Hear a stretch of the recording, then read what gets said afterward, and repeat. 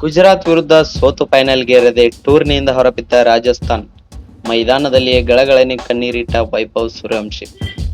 ಹೌದು, ನಿನ್ನೆ ಅಂದ್ರೆ ಮೇ 29 ಮುಲ್ಲಾನ್ಪುರದ ಮಹಾರಾಜ ಯದುವೀಂದ್ರ ಸಿಂಗ್ ಕ್ರಿಕೆಟ್ ಕ್ರೀಡಾಂಗಣದಲ್ಲಿ ನಡೆದ IPL 2026 ಎರಡನೇ ಕ್ವಾಲಿಫೈಯರ್ ಪಂದ್ಯದಲ್ಲಿ ರಾಜಸ್ಥಾನ್ ರಾಯಲ್ಸ್ ವಿರುದ್ಧ ಗುಜರಾತ್ ಟೈಟನ್ಸ್ 7 ವಿಕೆಟ್ಗಳ ಗೆಲುವನ್ನು ದಾಖಲಿಸಿ ಫೈನಲ್ ಪ್ರವೇಶ ಮಾಡಿತು.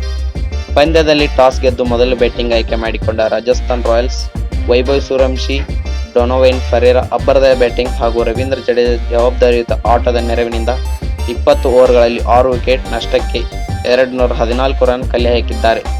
ಗುಜರಾತ್ ಟೈಟನ್ಸ್ಗೆ 215 ರನ್ಗಳ ಸವಾಲಿನ ಗುರಿಯನ್ನು ನೀಡಿತು. ಈ ಗುರಿಯನ್ನು ಯಶಸ್ವಿಯಾಗಿ ಬೆನ್ನಟ್ಟಿದ ಗುಜರಾತ್ ಟೈಟನ್ಸ್ ಆರಂಭಿಕರಾದ ಶುಭ್ಮನ್ ಗಿಲ್ ಹಾಗೂ ಸಾಯಿ ಸುದರ್ಶನ್ ಉತ್ತಮ ಆಟದ ನೆರವಿನಿಂದ 18.4 ಬಾಲ್ ಓವರ್ಗಳಲ್ಲಿ 3 ವಿಕೆಟ್ ನಷ್ಟಕ್ಕೆ 219 ರನ್ ಕಲೆ ಹಾಕಿತು.